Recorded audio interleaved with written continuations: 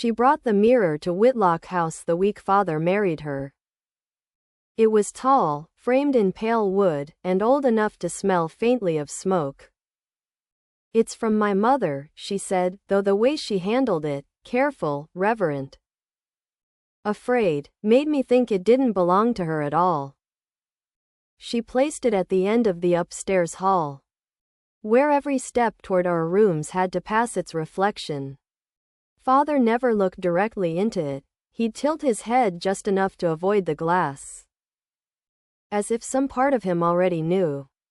After he vanished, the mirror stayed uncovered while everything else in the house gathered. Sheets and dust. My stepmother cleaned it daily. She'd whisper as she wiped, small phrases that sounded like names. I avoided it for weeks until the night I caught the reflection moving after I'd already stepped away. At first, I thought it was a trick of light, a delayed echo. But when I leaned closer, I saw her standing behind me, even though she was asleep downstairs. Her reflection smiled faintly before fading. The next morning, she asked if I'd dreamt of her.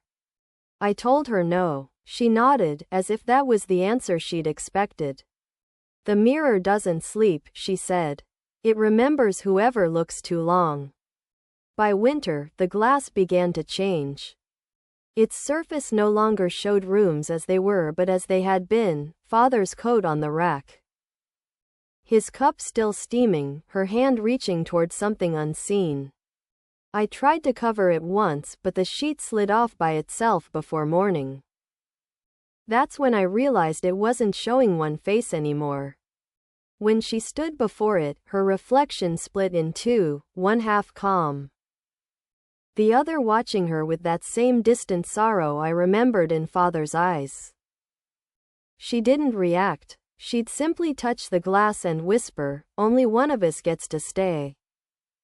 One night, I woke to the sound of glass trembling. The mirror glowed faintly, as though lit from within. I saw both of them, her and the reflection, arguing in silence, their movements mismatched. Then the quiet broke. A breath fogged the inside of the glass, and only one of her remained. In the morning, she smiled as if nothing had changed.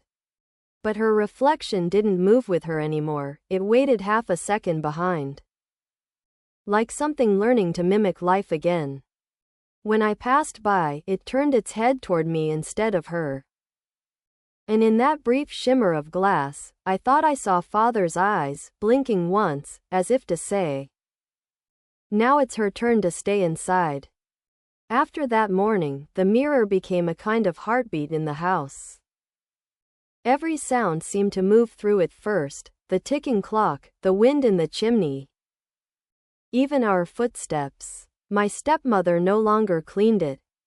She simply stood there for long stretches of time, staring into her two faces, her lips barely moving. Sometimes I caught her reflection speaking when she wasn't. I tried to pretend I didn't see. The air in the hallway had changed. It smelled like dust and rainwater, the way Father's study used to after he left the window open too long. One evening, as I passed by, the mirror showed something it shouldn't have. The dining room behind me, though I was upstairs. My reflection was seated at the table, my head bowed, her hand resting gently on my shoulder. I turned, and of course there was nothing there. The reflection smiled at the delay. That night, I asked her if she ever felt like the house was watching us. She said, "It's not the house. It's what the glass keeps when we stop looking." The next morning, I found her standing in front of it again, whispering names I didn't recognize. "They come back kinder," she said when she noticed me. I didn't ask who they were. When I looked closer, both faces in the mirror were smiling, but only one blinked. From then on, I avoided the hallway at night. The mirror hummed faintly, like someone breathing through thin walls, and every time I passed, I could feel it waiting for me to stop, to look too long. to let it decide which face would stay. By midwinter, the air in Whitlock House had gone still. The kind of stillness that comes after a confession no one wants to repeat. My stepmother stopped eating with me. She said the mirror made her full. At first, I thought it was grief talking. But then I noticed the faint frost patterns along the frame, tiny veins spreading outward, pulsing softly like something alive.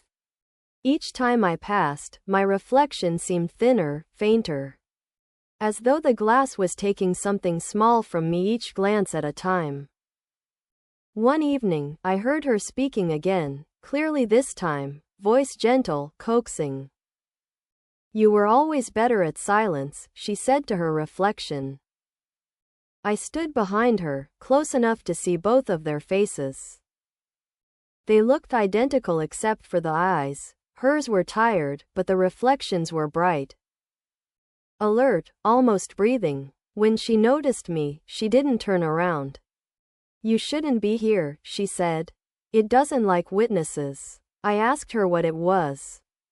"The second face," she whispered, "the one that learns from watching." That night, I dreamed of the mirror turning toward me like a doorway. On the other side was Father, but he looked wrong, his face blurred, half in her shape, half in mine. When I woke, there was condensation on the inside of my window. Faint words traced in it, "Choose who stays." I went into the hall, and the mirror was uncovered again, glowing faintly in the dark. Both faces were gone. Only mine remained, blinking once, out of rhythm, as if deciding whether I still belonged on this side of the glass. The next morning, she was gone, though her teacup was still warm. The house didn't feel empty, it felt paused, as if waiting for a cue.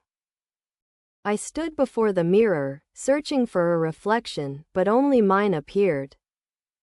Faint and trembling. The glass had lost its brightness, it looked almost human, like skin under thin ice.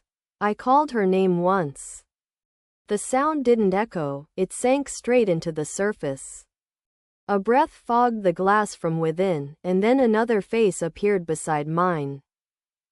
Not hers, not Father's, but something between, emerging that made my throat tighten. The reflection smiled with a mouth that wasn't quite mine. "She's home," it said, though the lips never moved. I stepped back, my heel knocking against the baseboard, but the mirror followed. Or maybe the hallway bent toward it. I could hear the faint clink of a teaspoon against porcelain from nowhere. "She said the mirror remembers," I whispered. "It does," the voice replied, soft and near. "And it keeps what forgets itself." The glass rippled, showing flashes of our old dinners. The sound of laughter that hadn't happened in months. Father reaching for her hand before fading. Then silence.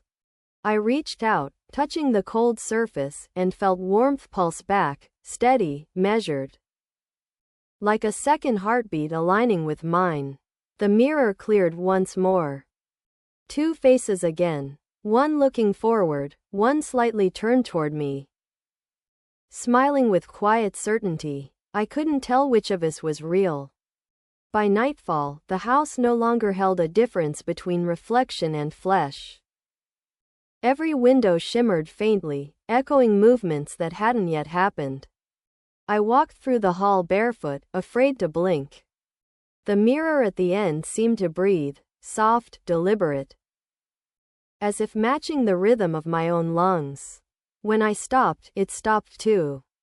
I whispered her name, and this time, she answered, not from behind me, not from memory, but from within the glass. "Don't be afraid," she said, voice perfectly steady. "I just learned how to stay." Her reflection stepped forward while mine hesitated. For a heartbeat, we both stood there, three faces, one body missing. Then she smiled the way she used to when Father entered a room, gentle and rehearsed. "It was never about who left," she murmured. "Only who the mirror kept." The glass began to shift, showing fragments of rooms that no longer existed. Father's study lit by winter sun, her hand on his sleeve, my shadow on the stairs. Each image exhaled a faint sound, as if the house itself were remembering out loud. I felt the air tighten, the kind of stillness before a truth takes shape. The mirror darkened, then cleared, and there I was, standing beside her, both of us breathing.